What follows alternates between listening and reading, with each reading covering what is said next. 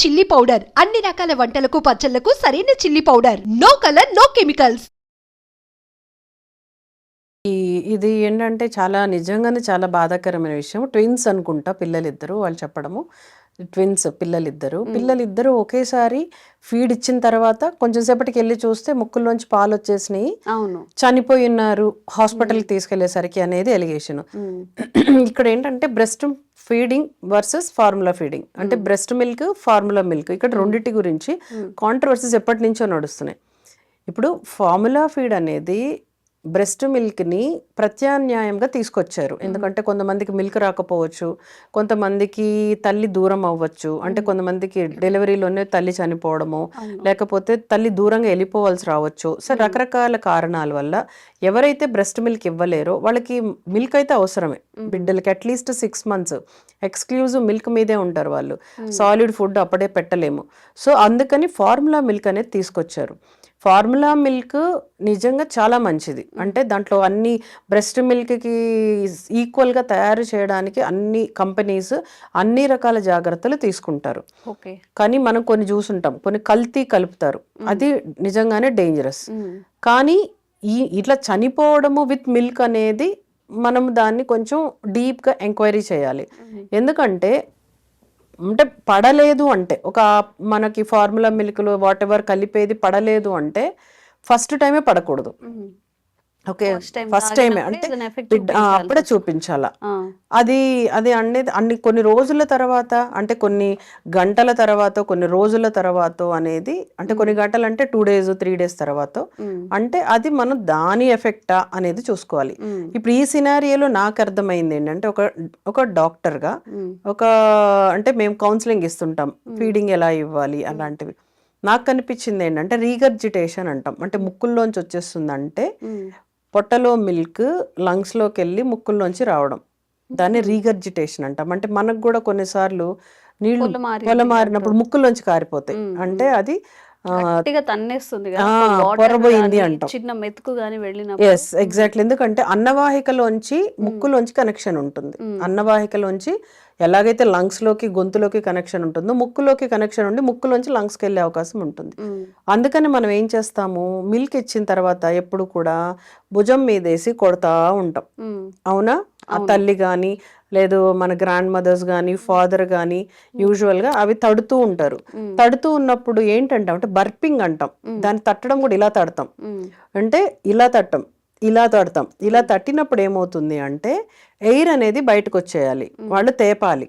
తేపినప్పుడు ఏమవుతుంది, పాలు కిందకి వెళ్తాయి, ఎయిర్ వచ్చేసేసి బయటకు వెళ్తుంది. లేకపోతే ఏమవుతుంది అంటే ఆ ఎయిర్ కింద ఉండడం వల్ల ఆ పాలును కక్కడం స్టార్ట్ చేస్తారు, బికాస్ ఆ ఎయిర్ వచ్చి పైకి తన్నుతూ ఉంటుంది. సో అది ఇట్లా తన్నేటప్పుడు ముక్కులోంచి కాకుండా కొన్ని లంగ్స్ లోకి వెళ్ళిపోతాయి పాలు. అలాగే మనం చాలా మంది చనిపోవడం కూడా చూసాం. మామూలు పెద్దవాళ్ళు కూడా తింటూ అది పొరబోయి చనిపోవడం కూడా కొన్ని చూసుంటాం మనం. ఆ ఇన్సిడెంట్ ఇక్కడ అయిందేమో. అంటే ఇక్కడ ప్రాబ్లం ఎక్కడ వచ్చింది, ఇద్దరు పిల్లలు ఒకేసారి చనిపోవడం, అది పెద్ద క్వశ్చన్ మార్క్ ఎందుకు అనేది. పొరబోవడం అనేది ఇద్దరికి ఒకేసారి, ఇద్దరిది రిగర్జిటేట్ ఎట్లా అయింది, ఇద్దరు ఒకేసారి ఎలా చనిపోయారు, దాని గురించి ఎంక్వైరీ చేయాలి. But formula milk is not a bad, that is ప్రత్యామ్నాయం, దాంట్లో చాలా బెనిఫిట్స్ ఉన్నాయి. ఓకే మ్యామ్, ప్రతి విషయంలో ప్రోస్ అండ్ కాన్స్ అనేవి ఉంటాయి. ఇప్పుడు పిల్లలకి ఫుడ్ సరిపోలేదని మనం ఆల్టర్నేటివ్గా ఇప్పుడు ఫార్ములా మిల్క్ అనేది తీసుకుంటున్నాము. Formula milk versus breast feeding, mother ఇచ్చే తల్లిపాలు, ఎలా బెనిఫిట్ అవుతుంది? తల్లిపాలతో సమానంగా ఉన్న న్యూట్రిషన్ వాల్యూస్ వస్తాయా? తల్లిపాలని మనం ఏ ప్రత్యామ్నాయం లేదు, చెప్పాలి అంటే తల్లిపాలు ఇస్ ద బెస్ట్. కానీ ఇంక చెప్పిన కొన్ని కారణాలు అన్నాం, తల్లి కొంచెం హెల్త్ బాగాలేనప్పుడు కొంతమందికి పాలు పడలేదు అంటాము, అలాంటప్పుడు బ్రెస్ట్ మిల్కే. తల్లి పాలు అనేది అమృతం, అంతే, దానికి ఎటువంటి డౌట్ లేదు. దీంట్లో ఫార్ములా మిల్క్ లో కొంచెం డిసడ్వాంటేజెస్ అయితే ఉన్నాయి. తల్లి పాలల్లో ఉన్నంత స్ట్రెంగ్త్ కానీ, మెయిన్ ఇమ్యూనిటీ లెవెల్స్ అంటాం కదా, రోగ నిరోధక శక్తి తల్లి పాలల్లో చాలా ఎక్కువ ఉంటుంది. అలాగే కొన్ని అలర్జీస్, కొన్ని ఇన్ఫెక్షన్స్, అంటే యాంటీబాడీస్ రిలీజ్ చేస్తుంది తల్లిపాలు. మనం అంటే న్యాచురల్ గా బాడీలో రిలీజ్ అవుతాయి, మన ఫార్ములాలో యాంటీబాడీస్ అవన్నీ యాడ్ చేయలేం. సో తల్లిపాలు ఈజ్ ద టాప్. ఇంకా తప్పదు అనుకున్నప్పుడు ఈ formula milk, that is also very good. Compensation గా అన్ని తల్లి పాలని ఈక్వల్ గా తయారు చేస్తున్నారు. బట్ కొన్నిటికి మాత్రం తల్లిపాలే.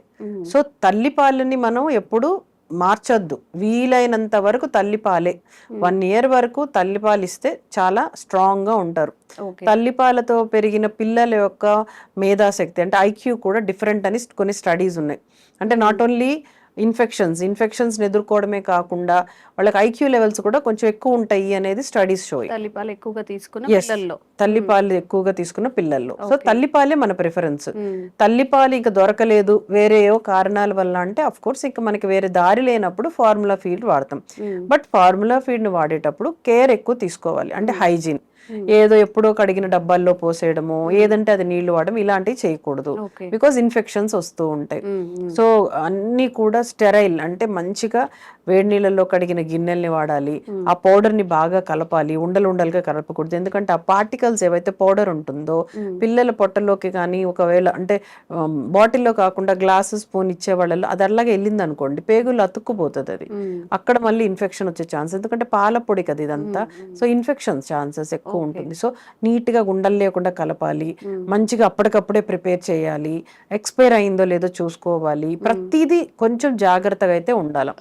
వేడి నీళ్ళల్లో ఉడకబెడతాం ఆ బాటిల్స్ వాట్ ఎవర్ మీరు వాడేవన్నీ కూడా చాలా ఇంపార్టెంట్. ఆ హైజీన్ మదర్ కి ఏం ఉండదు, హ్యాపీగా అన్ని స్టెరైల్ మిల్క్ వస్తుంది, హ్యాపీగా తల్లి నుంచి బేబీకి మంచి మిల్క్ వస్తుంది. అందుకని ఫార్ములా ఫీడ్ అన్నప్పుడు మనం కొన్ని జాగ్రత్తలు అయితే ఖచ్చితంగా పాటించాలి. బట్ ఫార్ములా ఫీడ్ కంటే తల్లిపాలే ద బెస్ట్. అంటే అమృతం, అంటే బిడ్డకి అమృతం అంటే తల్లిపాలు. దాంట్లో ఎటువంటి క్వశ్చన్ లేదు. దీంట్లో ఉండేవి న్యూట్రియంట్స్ కానీ యాంటీబాడీస్ అని వాట్ చాలా ఉన్నాయి బెనిఫిట్స్. అందుకని ఒక చుక్కనైనా కూడా తల్లిపాలు ఇవ్వమంటాం. కొంతమంది తల్లులకి తక్కువ వస్తున్నాయి అంటే పర్వాలేదు, మీరు ఎంత ఇవ్వగలరో ఎంత ఇవ్వండి. తర్వాత కావాలి అంటే బేబీకి సరిపోకపోతే బయట పాలు ఫార్ములా మిల్క్ ఇద్దాం. బట్ యూజ్ ప్రతి డ్రాప్. ఎందుకంటే బ్రెస్ట్ ఫీడింగ్ తోటి మిల్క్ ఒకటే కాదు, వేరే వేరే బెనిఫిట్స్ ఉన్నాయి. తల్లికి బిడ్డకి స్కిన్ టు స్కిన్ టచ్ ఉంటుంది, అది చాలా ఇంపార్టెంట్.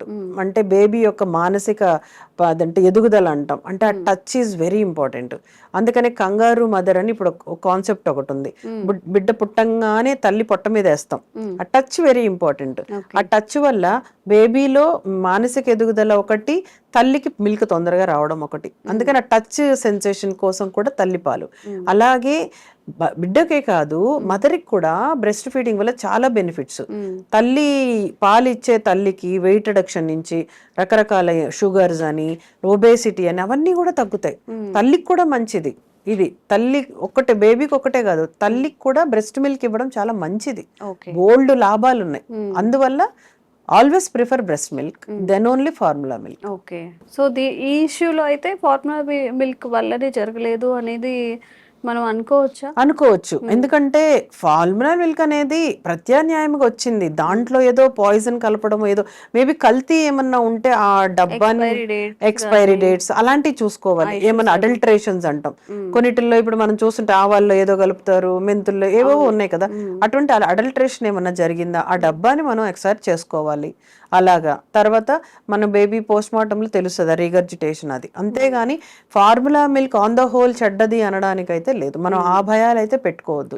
బికాస్ మనకి తప్పదన్నప్పుడే ఫార్ములా మిల్క్ వాడుతున్నాము.